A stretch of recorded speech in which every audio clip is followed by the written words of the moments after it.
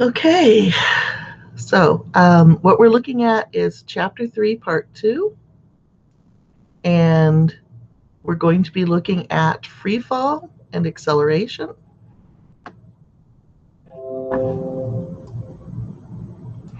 So free fall and acceleration of objects that are in free fall. And so we'll be looking at free fall and something called G, and how far and how fast things fall. Okay, so we were doing motion of things pretty much on a flat surface before, horizontal. But now we're talking about things that are going to be vertical, falling under the influence of gravity. Okay, now the first person to study this really was Galileo. So Galileo would put balls on ramps, and he tried to figure out their motion. And he was able to do some mathematics, but he didn't have a good way of measuring time. Remember, he was the first guy to really care about how fast things were going. A distance divided by a time. Well, distance, everybody knew how to measure. But time, there were no watches, there were no clocks in those days. You could use the sun as a clock, which is not very useful for physics, for at least motion studies. And you could use a candle that burns, but they burn and they mark the hours on that. But that's not very useful either when you're talking about something, a ball rolling down a ramp that might take a second or 2 seconds. Galileo actually invented a water clock where water would drip out, drip, drip, drip, drip, and he was able to use that to keep count of seconds. And he, as I said, he invented a pendulum clock, but he never got to actually build it. I don't want to give away your pendulum experiment. Okay, but anyway, Galileo was sitting in church one day, and he started watching the lanterns swing. And he noticed that they swung at different rates. And he started to time it. And because he didn't have a clock, he actually used his pulse. So he was in church gazing up at the lanterns in the big cathedral, swinging back and forth in the wind and measuring the time it took for their swing because they were on long chains. So amazing guy, Galileo. But anyway, so how did he figure out anything about these balls rolling down the ramp? Well, actually, he used his talent as a musician. He had these metal balls rolling down the ramp. And what he did was he put in little barriers, just little tiny barriers, little pieces of metal that they would go click as they go over. And so he would space these out according to the sound. And so they would go over them and they would go click, click, click. Now, Galileo's father had been a musician, so Galileo was trained to play the lute and to play in a group, where in a group you have to keep time, so a metronome keeps time.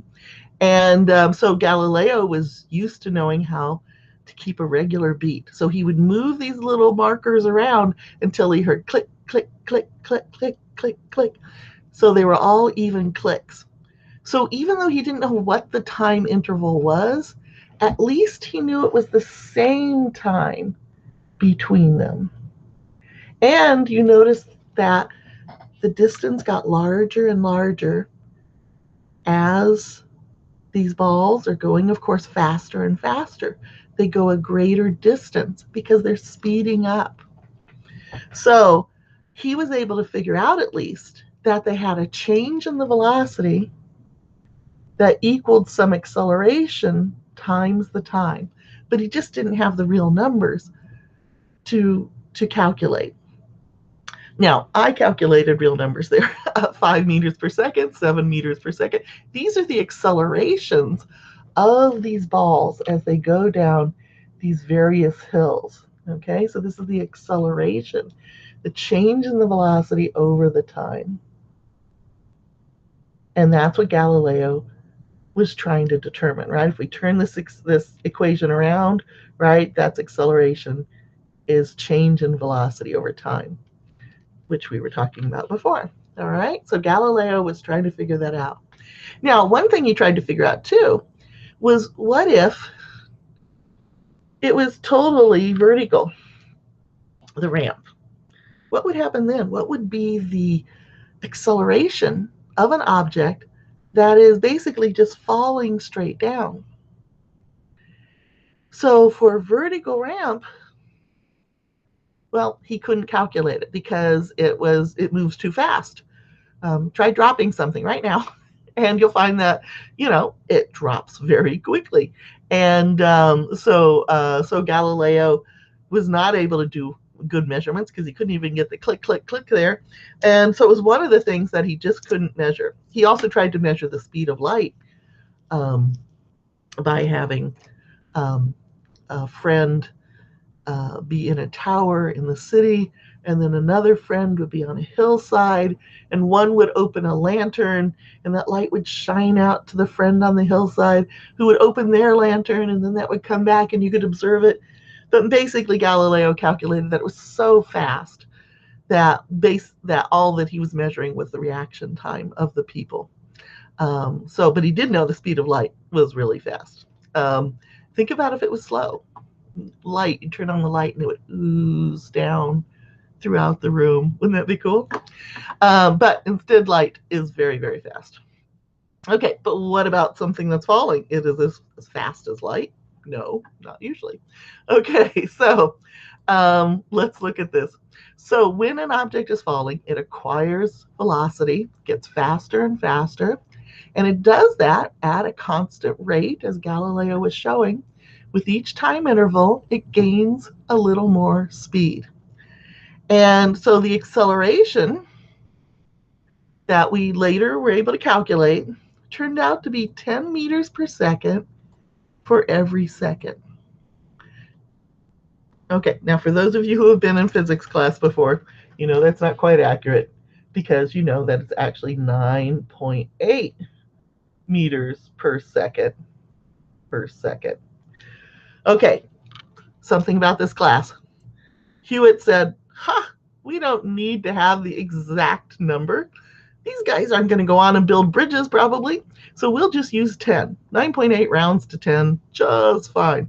So anyway, so hopefully you won't go on to build bridges with just this class under your belt. But the idea is that we're going to round it to 10. And so you're going to have to learn to do that because the test questions use 10. And so you want to make sure that you're using the right acceleration, even though you know it's the wrong one. But it does make life so much easier. Okay, so the acceleration due to gravity was so important that it was given its own letter, which is G. G stands for the acceleration of gravity, and in this book, it's 10 meters per second, or 10 meters per second squared.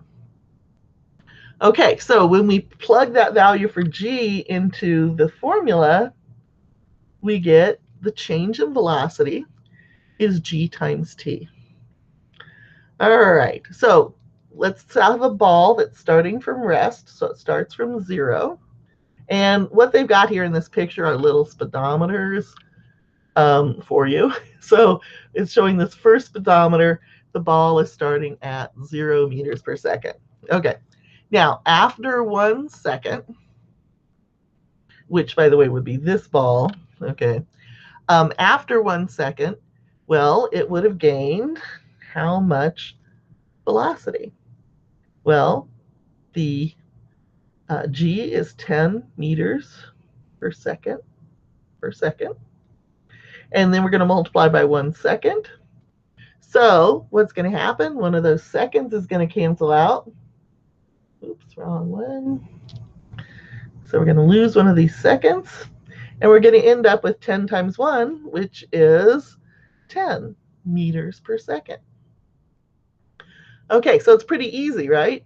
After 2 seconds, it will have gained 10 plus another 10. So now it's going 20 meters per second. And so you can see the little, that would be this one here. And so you can see that now the little arrow here is at 20. And then after 3 seconds, well, put 3 in there, and now it's 3 times 10, or 30 meters per second. You can see why it's so much nicer to use 10 than 9.8. Okay, so now it's going 30. And then you put in 4 seconds, and it's 4 times 10, which is 40. Let me find another color like that one. Okay, nope, that's the same color. All right, so now it's 40 meters per second, and finally 50 meters per second as the ball is falling, gaining 10 meters per second every second, getting faster and faster and faster. Now, is 10 meters per second a lot? Yes, it is. Try dropping something, like I said before.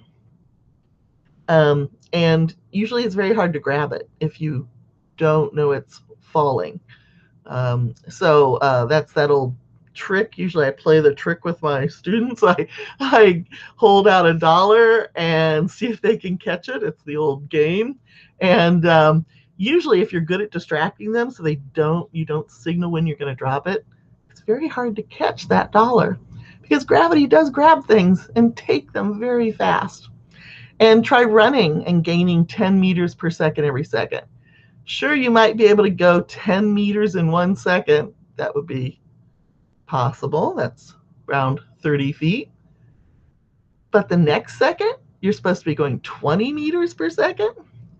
That's 60 feet in 1 second. And so you can see that you're really gaining a lot of speed very fast here. So yes, so free fall is what we call it when an object falls and it has no other forces on it except the force of gravity. So no air friction. And so anyway, so free fall occurs in vacuums. We're going to approximate that for your homework problems. We're going to pretend there's no air friction for most of your homework problems. Okay, so unless we say there's air friction, you don't have to worry about it. Okay, so in a vacuum then, as Galileo said, remember Galileo, he said that objects, even with different masses, should fall at the same time if air resistance was negligible. So you drop 1 brick and 2 bricks tied together, and they will hit the ground at the same time. And I did the demo with a book and a piece of paper. So if you have an actual vacuum, so this is an evacuated tube, they've sucked out the air. Here we've got a coin and a feather.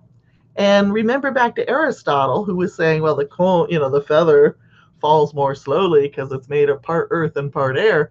But remember, we don't believe that anymore. Instead, Galileo said, air friction is the big problem there. That's what keeps the feather going like this and the coin going faster. But now there's a vacuum. So let's go to the moon. Okay, so and watch this short video. Oh, I got my pointer on. All right. And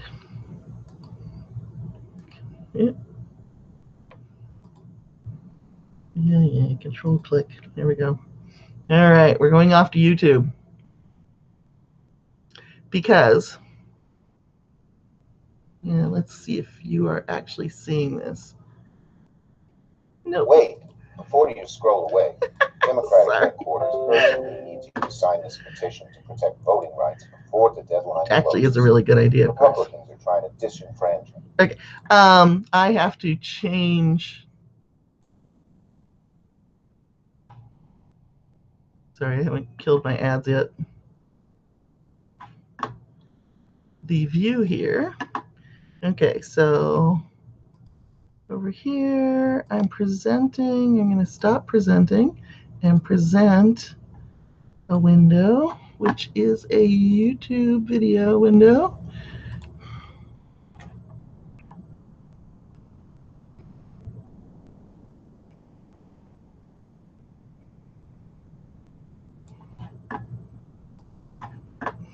All right.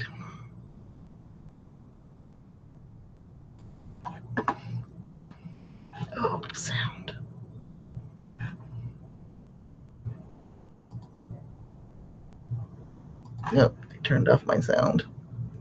Sorry about this.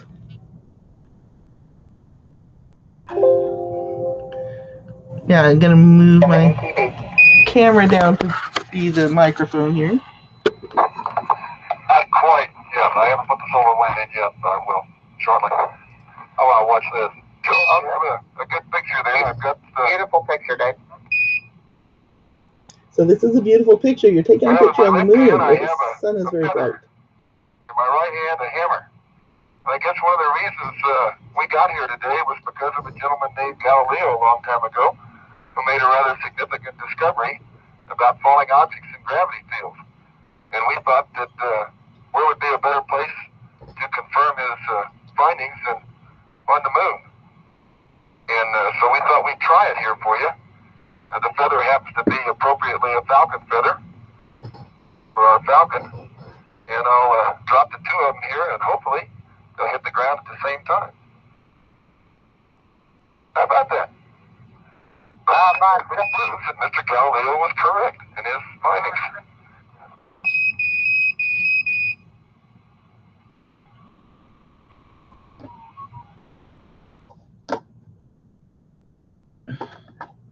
Okay, so they actually did this on the moon, and of course they've done it in vacuum chambers.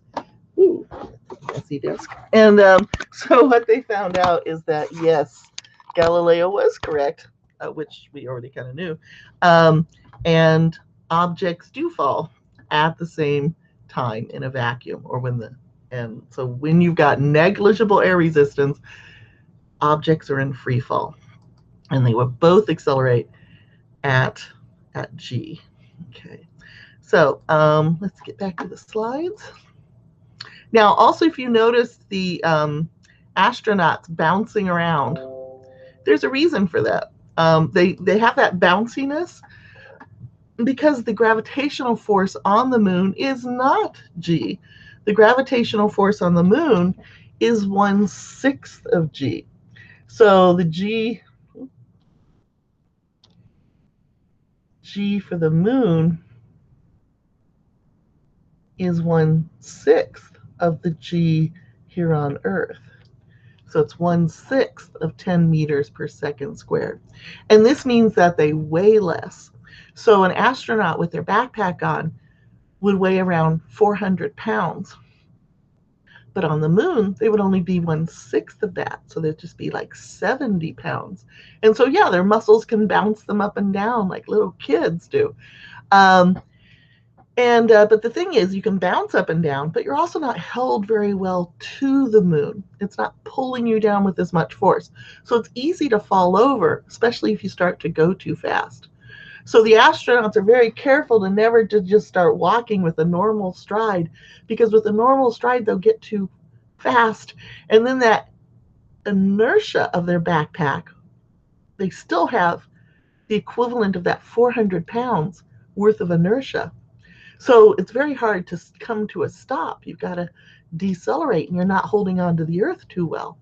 So they try not to go straight forward, and instead they spin bouncing like this, because that way their motion is mostly up and down, and they move forward a little bit and they don't get too fast. Okay, so yes, there are lots of videos of astronauts falling over on the moon, because that's what happens if you start to get enthusiastic and go too fast. Okay, so yes, so the moon has a different gravitational force, and every planet has a different gravitational force because of the different masses of the planets and the different radiuses. We'll get to that in another chapter. And of course, Newton figured it out. Okay, so one of the things about the force of gravity and the acceleration due to gravity is that you're talking about this change in velocity. And so this ball here is starting out at 30 meters per second upwards. Okay. After 1 second, it will have lost 10 meters per second. So you could write this as, we write it as 10, but you can also think of it as -10 for something that is going upwards.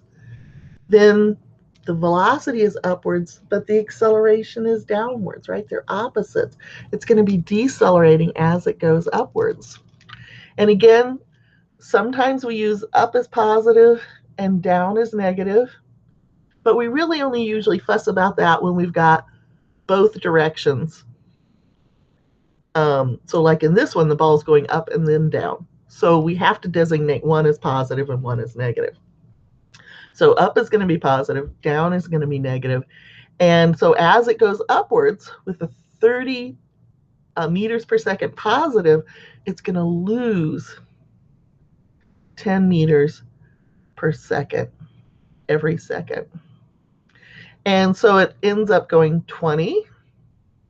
So it's less speed, smaller arrow. And then the next second, after 2 seconds, it now has lost 10, then another 10. So now it's down to 10. And then the next second after that, it actually reaches 0, which is what happens when the ball is at the top. When it starts to turn around, it goes through 0 speed at the top. But it doesn't stay there forever because gravity is still pulling on it. So what happens is it starts to fall downwards.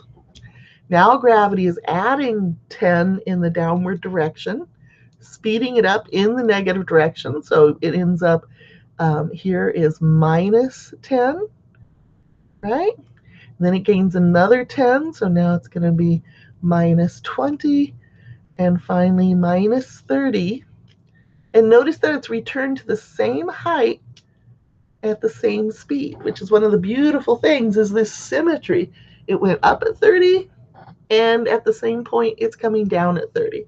Now, it keeps going off the edge of the cliff, and after another second, now it is going 40, which should be an even longer vector. Okay, and negative 40, because the negative just is indicating the direction, right? Negative doesn't mean bad, just other direction. Okay, so we're using plus for upwards and the minus sign for downwards, and sometimes we'll do that. Okay, physics is very loose. Some people want to always do things the same way, and you can always say up is positive and down is negative, but often physicists are like, well, if it's just something falling down, I'm not going to waste my time putting a negative sign there, like this equation. This is the equation for how far something is falling. And so rather than put a negative sign in there, we can just get away with not putting a negative sign in there. So we'll just say G is just 10. It's falling at 10 meters per second squared, and this is the formula. And that was, we were talking about parts of equations in the last one, and this is the accelerating part for distance. So distance, as it accelerates, and in this case accelerates at G in free fall, then you get this formula. And so distance is 1/2 times 10 t squared.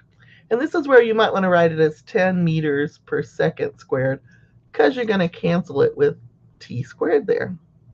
So for instance, after 1 second, this ball, which started at 0 distance, the distance is going to be 1/2 of 10 times 1 second.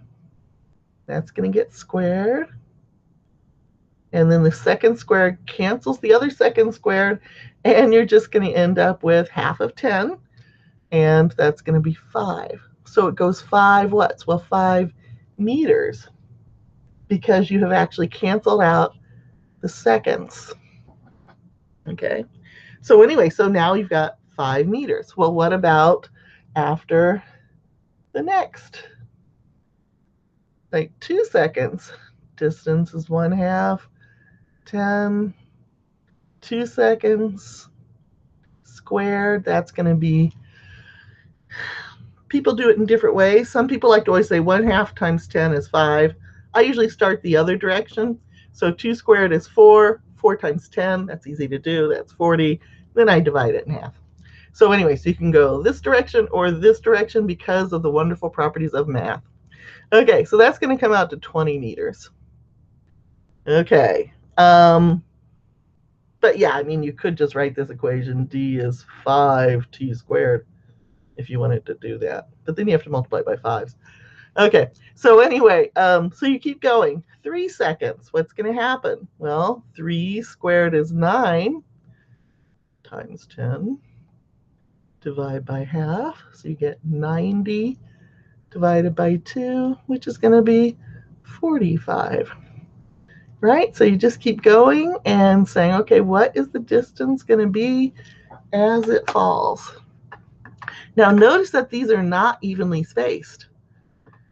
The ball, as it falls, the distance gets larger each second. The velocity, remember, was gaining in a very even way. So going back to velocity, right, it was 0, 10, 20, 30, 40, 50. But for distance, 5, 20, 45, it's not gaining speed in the same way. And so you get larger and larger amounts of distance as time goes by. And this ball, of course, is going faster and faster. And when you put them together here, you'll see that the velocity, again, is that nice even spacing. But the distance is gaining large amounts because of the square of the t, okay, because it's t squared. Okay, so that's the end of this talk, and I will see you next time. Okay, don't forget to ask questions in class. If you've got homework questions or even quiz questions, you can ask in class. Okay.